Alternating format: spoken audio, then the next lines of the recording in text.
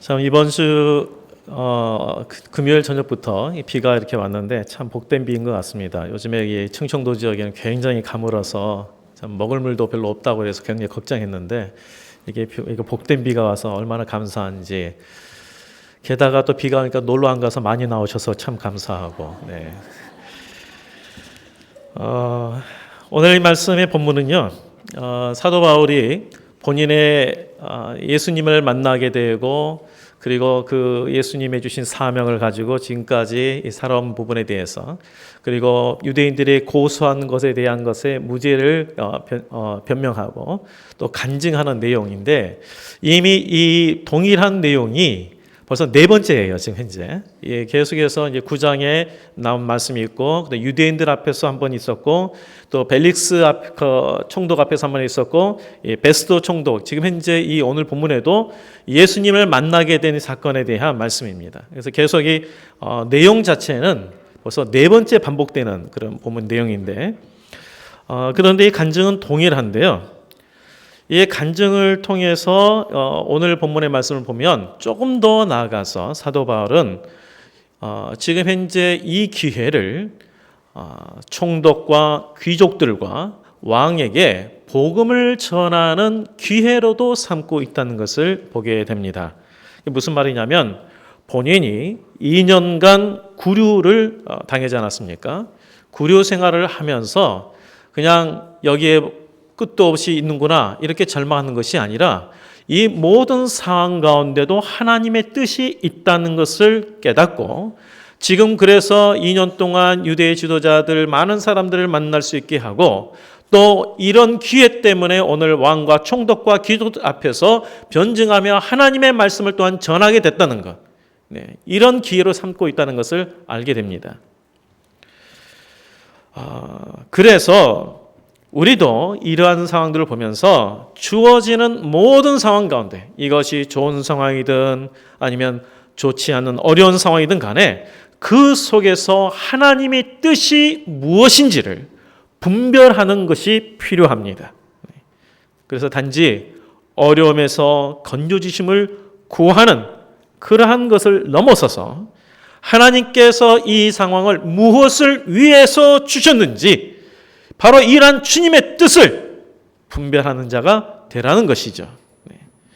우리가 이러한 하나님의 뜻을 제대로 깨닫기 위해서는 그래서 먼저 내 안에 있는 편견과 교만을 계속해서 제거해야 합니다. 우리가 이 편견할 때 잘 아시죠? 편견이라는 것은 공정하지 않는 치우친 생각, 이것을 편견이라고 합니다. 한쪽으로 치우친 생각. 유대인들이 왜 그렇게 사도 바울을 그렇게 죽이려 했을까? 사도 바울이 복음을 전하는데 왜 그렇게 죽이려 했어요? 지금 심지어 이전에 40여 명이 사도 바울을 죽이기 전까지는 먹지도 마시지도 않겠다, 이렇게 서약한 사람도 있었어요. 그리고 2년이 지났어도 이 바울을 어떻게 해서든지 죽이려고 지금 유대인들은 그렇게 최선을 다하는데, 왜 이렇게 그들이 사도 바울을 죽이려 했을까? 바울이 전파하는 복음, 곧 예수 그리스도께서 하나님의 아들이요 하나님의 보내신 그리스도다, 그리고 죽은 자 가운데서 부활하셨다라는 그 복음을 그들이 믿지 않기 때문이죠. 그런데 안타까운 것은요, 유대인들이 이 하나님께서 마지막 선자를 보내신 이후에, 그리고 예수님까지 오기까지 약 400년 동안의 공백 기간이 있습니다. 그 기간 동안에 이들이 간절히 바라는 것은 하나님이 약속하신 메시아가 오는 것을 그토록 갈망했어요.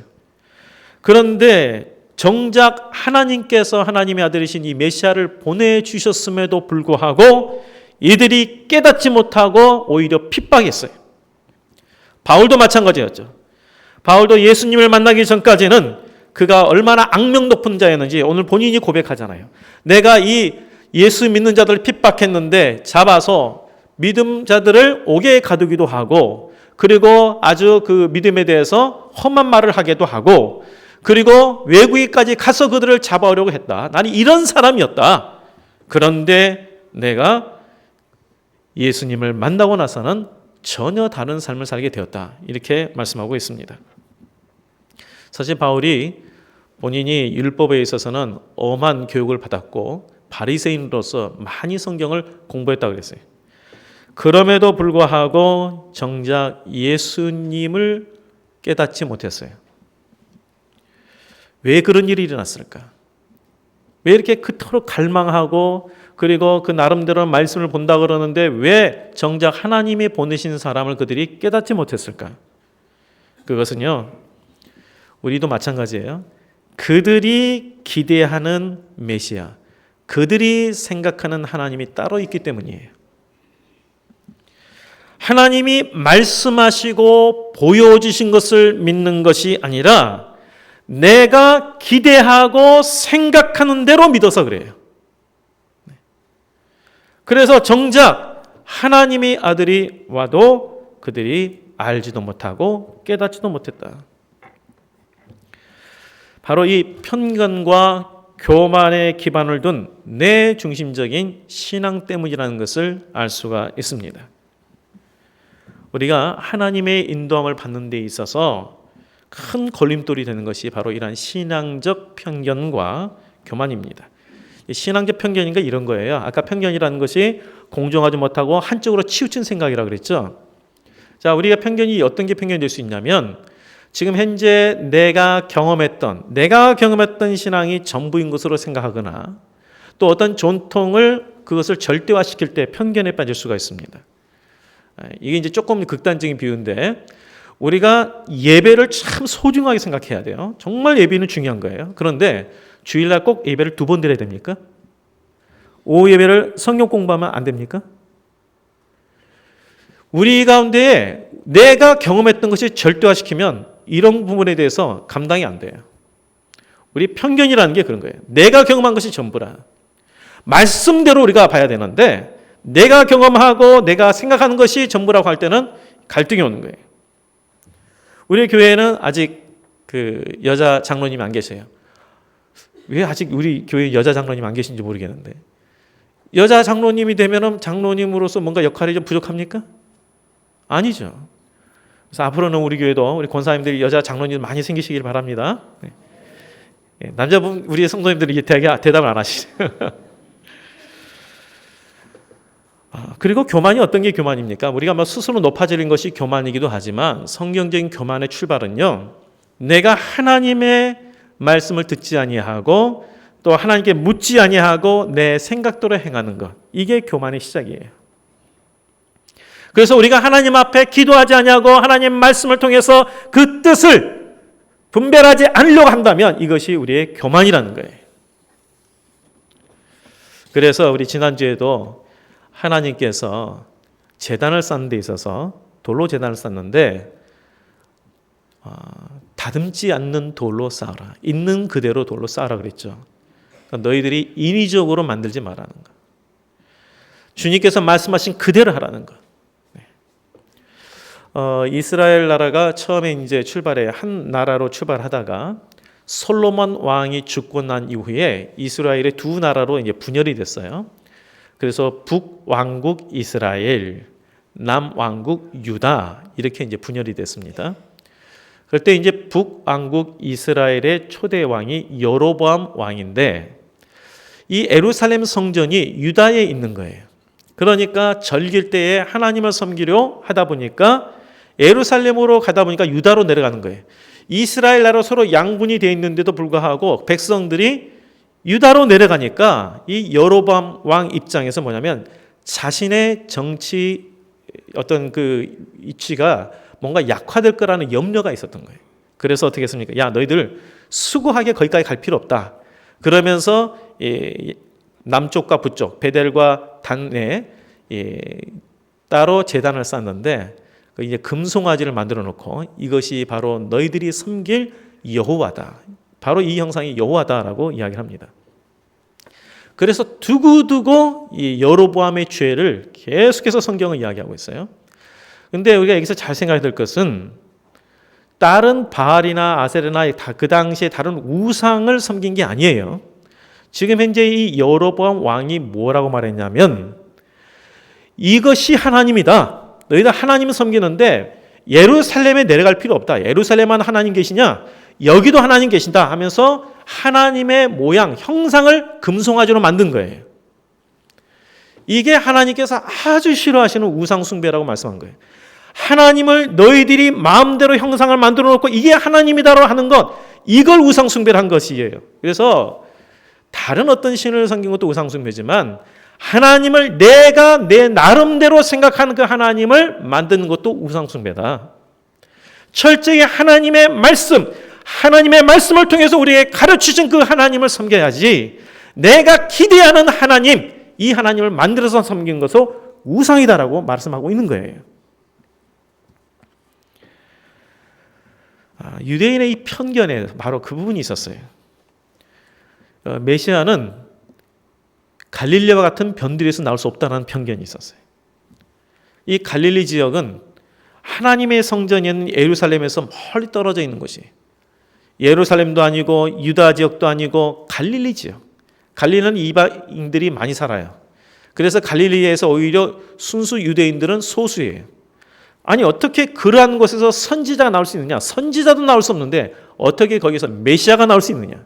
이런 편견이 있었고, 또 그들이 기대하는 메시아관은 뭐였냐? 성경에서 말한 게 아닌 그들이 기대하는 메시아관은 이스라엘이 유다가 이미 나라를 잃으면서 수백 년 동안 다른 나라에 의해서 속국이 됐습니다.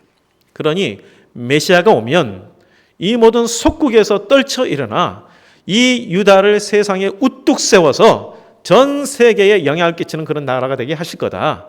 바로 이러한 분이 메시아다. 그러니까 그들이 기대하는 메시아예요. 성경에서 말하는 메시아가 아니고 그들이 기대하는 메시아.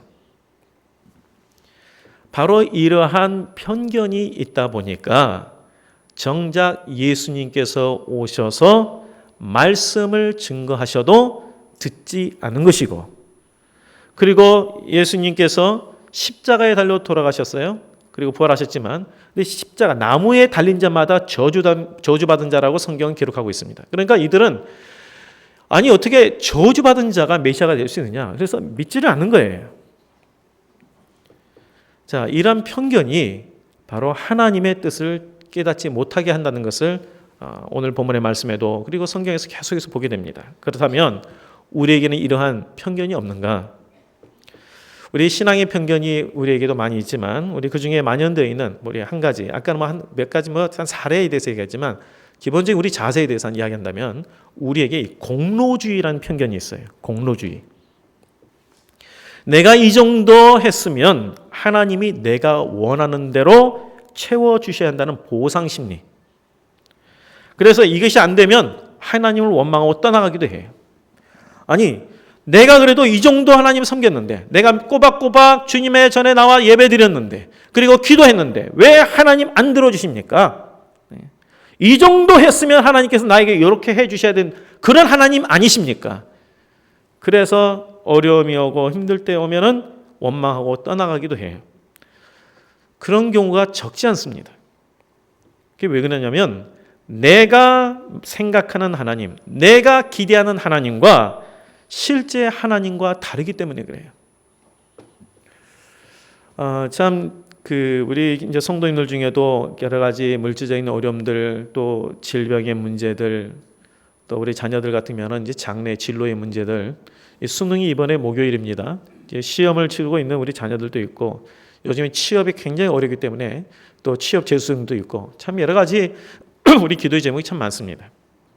그런데 이런 어려운 가운데 있을 때 이분들을 위해서 우리는 당연히 기도해야 되는 것이고, 특별히 이 가장인데 자녀들의 여러 가지 어려운 가운데 있을 때 가슴 아프고 그들을 위해 기도해요. 근데 당연히 우리가 그 가슴 아파 기도하는데요. 저는 더 가슴 아픈 것이 어떤 거냐면 어려운 상황 가운데 있을 때 더욱 하나님께 매달리고 하나님을 찾아야 하는데 그게 살 길인데 그 어려운 상황이 처하니까 어떻게 되냐면 하나님을 찾지 못하고 주저앉는 거예요. 내가 이 정도 내가 신앙생활 했는데 왜 하나님 안 도와주시냐 하면서 이런 하나님에 대해서 외면하고 주저앉는 그 모습을 보면 너무나도 마음이 아픈 거예요. 주님께서 말씀하셨잖아요. 너희는 나를 찾으라 그리하면 살리라 그랬는데 어려운 상황이 있을 때 주님을 찾지 아니하고 외면하고 멀어지는 것을 보면 너무 답답해요. 그게 암암리에 우리 가운데 뭐가 있냐면 공로주의가 있어서 그래요. 내가 이 정도 했으면 이 정도 뭔가 보답이 있어야 되지 않겠느냐. 이게 암암리 우리 가운데 있는 거예요. 여기. 이 바리새인들이 예수님으로부터 질책을 받은 것 중에 하나가 그것 때문이에요. 바리새인들의 이게 외형적인 삶을 보면 우리가 본받을 게 참 많아요. 이들은 일주일에 2번 금식했습니다. 우리 일주일에 2번 금식 못합니다. 평상시에. 일주일에 2번 금식하고요. 11조와 각종 예물을 주님 앞에 드리고 그는 기도 생활도 또 잘했어요. 그런데 그들 가운데 뭐가 있냐? 공로주의가 있었어요. 내가 이 정도 섬겼으니 나는 그래도 의인이다. 내가 이 정도 했으니 그래도 나는 괜찮다. 그러니 이 세리에 대해서도 그렇잖아요. 저 죄인과 같지 않음을 감사합니다. 이렇게 이야기했다고. 예수님께서 그걸 보면서 이 외식하는 자들아 하면서 굉장히 질책을 하셨어요. 우리가 놓치지 말아야 될 부분이 바로 이 하나님의 말씀 그대로 써 있는 부분인데 의인의 고난에 대한 부분이에요. 우리가 하나님의 뜻대로 살다 보면 이 땅에서 순간 때로는 어려움도 당하고 불이익도 당할 수 있습니다. 충분히 그럴 수 있습니다. 그래서 우리 예수님께서도 뭐라 그랬습니까? 나를 쫓아오려 그러든 따르려거든 자기 십자가를 지고 나를 쫓으라라고 말씀하셨습니다. 십자가라는 게 뭡니까? 내가 원하는 대로 들어주는 게 십자가입니까? 평탄한 길을 가는 게 십자가입니까? 때로는 나에게 어려움이 있는 길이 십자가입니다. 내가 포기하고 부인할 것이 있는 게 십자가입니다. 바로 우리에게 이러한 포기가 있고 때로는 내려놔야 될 부분들, 어려운 부분들도 있어요. 주님을 섬길 때에. 항상 그런 건 아니지만. 그런데 우리는 그러한 상황들에 처했을 때에 너무 쉽게 무너져요. 왜냐하면 내가 기대하는 게 따로 있어서 그래요. 그래서 예수님께서 의를 위하여 핍박을 받는 자는 복이 있나니 누가 복이 있다고요? 핍박받는 자가 복이 있대요. 의를 위해서 핍박받는 자가 복이 있다. 왜? 천국이 저희 것이기 때문에. 바른 믿음은 하나님 앞에서 결산하는 것을 믿는 겁니다.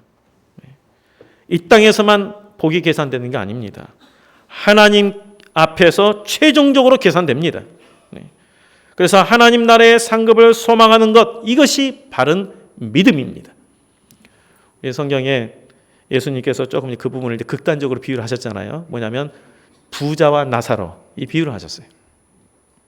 여기에 나오는 이 부자는 어떤 부자냐면 그냥 그가 자수성가에 사는 그런 부자라는 참보다는 어쨌든 어떤 그 재물을 얻었는데 그 대문 앞에 정말 불행한 거지가 있고 너무나도 이 도움이 없이는 살 수 없는 그런 자가 있음에도 불구하고 전혀 거들떠보지 아니하는 무정한 그러한 부자. 그래서 하나님께서 나에게 많은 걸 주셨을 때 많은 걸 베풀고 나누는 그런 좋은 부자가 아니라 자기만 아는 그런 부자. 그런데 나사로는 정말 그 거지가 그 부잣집 앞에서 구걸을 하는데 결국은 병들어 죽어버리는 참 불행한 인생을 살았어요. 만약 거기서 끝났다면 나사로라는 사람은 정말 불행한 사람이죠. 그런데 어떻게 됐습니까? 그 다음에 그들이 나중에 보니까 나사로는 아브라함의 품에 안겨 있고 그 냉혹한 부자는 우리가 말하면 지옥이라는 음부에 가서 고통받고 있는 모습을 말씀하면서 이것이 뭘 말합니까? 우리에게 우리의 최종적인 결산은 하나님 앞에서 된다. 하나님 앞에서 된다. 그런데 우리가 기대하는 것들은 너무나도 이 땅의 것에만 머물러 있어요. 우리가 이 땅의 것에 충실해야 됩니다. 열심히 우리가 목표하고 이루어야 되죠. 그런데 우리가 더 추구해야 될 것은 바로 위의 것입니다. 하나님 앞에서예요. 우리가 이 땅의 것으로만 전부라고 우리가 판단하면, 계산하면 우리 윗세대인 초대교회 때의 우리 성도님들 얼마나 많은 고난이 있었습니까? 그 믿음 생활하기 위해서 얼마나 많은 핍박이 있었습니까? 심지어 순교도 당했습니다. 자신들의 재산도 몰수당하는 사람들도 있습니다. 그럼 그들은 하나님께 전혀 복 못 받은 사람입니까? 그들은 지금의 고난과는 비교할 수 없는 영광을 하나님 앞에서 받을 사람들이에요. 그렇기 때문에 우리의 결산은 항상 하나님 앞에서예요. 이것을 우리가 항상 놓치면 안 돼요.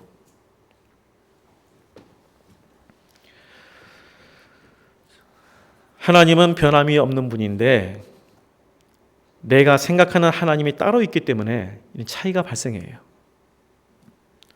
이 바리새인들 중심으로 유대인들이 가지고 있었던 이 생각들, 그들의 이 공로주의, 그리고 이 땅에서의 그들이 모든 결산을 하려고 했던 생각, 그래서 메시아가 왔을 때에 이 땅에서 모든 자기들을 회복시키는 여기에 집중하다 보니까 정작 메시아가 와도 그들이 받아들이지 못하고 바울의 전한 복음을 그들이 거부했던 것입니다. 자기들의 편견과 선입관 때문에.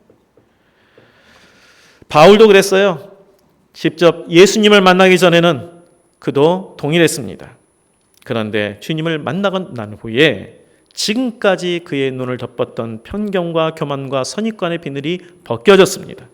그리고 나서야 하나님의 뜻을 밝히 보게 된 거예요.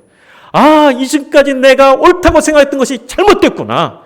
이제는 내가 이것을 바로잡고 주님의 부름에 위해서 내가 목숨을 걸고 나가겠다. 그래서 사도 바울이 된 거 아닙니까? 우리 모두가 우리에게 있는 나도 잘 발견하지 못하는 그런 편견과 교만과 선입관들을 주 안에서 이것들을 발견하고 제거하여 더욱 하나님의 뜻에 더 가까이 나아가는 우리 성도가 되시길 주의 이름으로 축복드립니다. 네. 그리고 이 예수님이 바울을 만나서 그의 삶을 완전히 바꿨는데 사도 바울이 이제 자꾸 그 변증하면서도 복음을 전하는 거죠. 내가 지금 예수님을 만나서 이렇게 지금 되는 부분에 대해서 내가 원래 구도자가 아니다. 내가 이렇게 찾아서 예수님을 만난 게 아니고 나는 오히려 예수를 핍박하러 가는데 예수님이 나를 만나주셔서 나의 삶을 이렇게 변화시켰다. 이렇게 지금 증언하고 있어요. 그가 얼마나 이 예수 믿는 자들을 핍박하고 악행을 했는지까지도 그가 다 이야기하잖아요. 그런데 왜 그가 이렇게 극적인 반전이 있었는가? 어떻게 이렇게 반전이 있었는가? 뭐 때문에 그래요? 만남 때문이에요. 예수님과의 만남 때문에. 예수님이 어떤 분입니까? 참 길이요 진리요 생명이신 분이에요. 우리가 정말 참된 진리와 참된 길, 참된 생명을 만나면 어떻게 변화가 없겠냐고요. 그렇지 않습니까? 우리가 정말 예수님을 만나면 무슨 예수님의 제자와 이 바울과 같은 극적인 변화는 아니더라도 예수님을 조금씩 따르고자 하는 그러한 변화가 있지 않겠습니까? 죄송합니다. 지금 이렇게 좀 말 들었으면 좋겠어요. 저는 설교하면서 우리 성도님들이 좋아하는 설교하고 싶지 않아요. 하나님 말씀 그대로 선포하고 싶어요. 정말 때로는 하나님의 권면의 말씀을 듣고 내 가슴을 찢기를 원합니다. 네.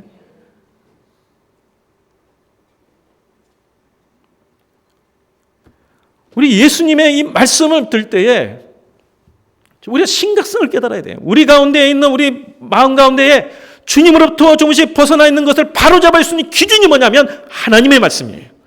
그래서 늘 하나님의 말씀을 가까이 해야만 우리가 하나님의 뜻에 바로 설 수가 있습니다. 내가 기대하는 것이 아니라 주님이 말씀하신 것을 들으셔야 돼요. 네. 예수님을 만나면 바울처럼 극적인 변화 우리가 겪지 않아도 참된 길과 진리를 우리가 만났기 때문에 그러한 변화를 겪게 됩니다. 그러나 내 생각이 아직도 내 삶의 이 모든 것이 이 세상의 가치를 따르는 자와 전혀 구별이 없고 이 땅의 것만 추구하는 삶이 된다면 우리는 예수님을 만났다라고 볼 수 없어요. 예수님이 많은 이적을 보이고요. 말씀을 가르치시고 병자를 고침에도 불구하고 믿지 않는 자들도 많았습니다. 우리가 생각할 때 그러죠. 우리는 하나님 보여줘라. 그럼 나 믿겠다. 그리고 내가 이거 고쳐주면 나 예수님 믿겠다. 이런 식으로 이야기하는 사람 참 주변에 많았어요. 근데 정작 예수님께서 고쳐주시고 이적 행하고 그리고 직접 보여줘도 안 믿는 사람이 훨씬 더 많았어요. 무엇을 말합니까? 보는 것으로 믿음을 보장 못합니다. 듣는 것에 믿음이 있지만 마음이 열리지 않으면 들리지 않습니다. 곧 영적인 눈과 귀가 열리지 못하면 보아도 깨닫지 못하고 들리지 않는 것입니다. 그래서 우리가 예수님께서 하나님의 아들이시고 그가 유일한 구원자가 되는 것을 믿는다는 것이 이게 바로 성령의 역사고요. 하나님의 은혜예요. 이 자리에 나와서 하나님 앞에 예배를 드리면서 예수님만이 우리의 소망이고 하나님의 아들이라는 걸 진정으로 믿는 사람이면 정말 여러분을 복받은 사람들이에요. 네? 이게 하나님의 역사예요. 성령의 역사예요. 성령의 역사가 병자가 치유받는 것, 이것도 성령의 역사지만 그것은 한 부분이고요. 정말 성령의 역사는 우리가 하나님의 자녀가 된 것이 성령의 역사예요. 네. 그래서 하나님께서 이런 은혜로 우리를 하나님의 자녀로 부르셨고요. 그래서 우리 신분은 하나님의 자녀지만 또한 주님의 일에 있어서는 우리를 종과 증인으로 또한 부르셨어요. 오늘 이 16절, 17절 말씀해 보니까 이렇게 말씀했죠. 내가 내게 나타날 일에 너로 종과 증인을 삼으려 하나니, 종과 증인을 삼으려 했다. 이거는 우리에게도 마찬가지입니다. 이 종이라는 것은 오직 주인의 말씀에만 복종하는 자를 말합니다. 우리가 주님의 종이라는 것은, 자, 신분은 우리 자녀지만 이 일에 있어서는 주님의 종이에요. 오직 하나님 말씀만이 진리됨을 믿고 그 말씀대로 순종하는 자가 하나님의 종이에요. 그리고 믿기 때문에 나의 삶의 모든 영역에서 하나님을 드러내는 자가 증인입니다. 우리 성도님들, 하나님이 우리를 하나님의 자녀로 은혜로 부르셨습니다. 성령의 역사로 우리를 하나님을 믿는 자녀가 되게 해주셨어요. 그래서 비록 지금 때로는 어려운 가운데 있고 일들이 안 풀리는 그런 상황 가운데 있다 할지라도 하나님이 여전히 우리를 사랑하시고 인도하신다는 것을 믿으시길 바랍니다. 그래서 그 속에서 어려움도 물론 벗어날 수 있도록 구하셔야 되지만 이 상황 가운데 하나님 내가 어떻게 하기를 원하십니까? 주님의 뜻이 무엇입니까? 이것을 분별하여 하나님의 인도함을 잘 받으시고 가정과 직장과 사업장과 학교이든 어느 곳이든 간에 참으로 하나님의 복의 통로가 되는 종과 증인의 그 사명을 잘 감당하는 그런 성도가 되시기를 주의 이름으로 축복드립니다. 기도하겠습니다. 하나님 아버지, 참으로 저희들이 어리석어서 하나님의 뜻을 분별하지 못할 때도 많고 내가 기대하는 것, 내가 원하는 것만 구할 때가 참 많았습니다. 다시 한번 하나님 우리의 영적인 눈과 귀를 열어주셔서 어떠한 상황에서도 우리와 동행하시고 우리를 인도하시는 하나님을 보게 하여 주옵시고 그 말씀 그대로 믿고 따름으로 말미암아 하나님의 역사를 경험하는 성도들 되게 하여 주옵소서. 특별히 지금 현재 여러 가지 어려운 가운데 있는 성도들에게는 하나님께서 함께 하심을 다시 한번 깨닫게 해주시고 주님을 찾는 믿음 되게 하여 주셔서 기도의 역사, 믿음의 역사를 경험케 하여 주옵소서. 하나님 아버지, 이 시간에 우리 모든 성도들 참으로 주님께서 먼저 찾아와 자녀로 부르셨습니다. 그 은혜 깊이 깨달아 이제 주의 종과 증인으로서 하나님의 나라를 확장시키는 데 쓰임받는 복된 삶들 다 되게 하여 주옵소서. 예수님 이름으로 기도합나이다. 아멘.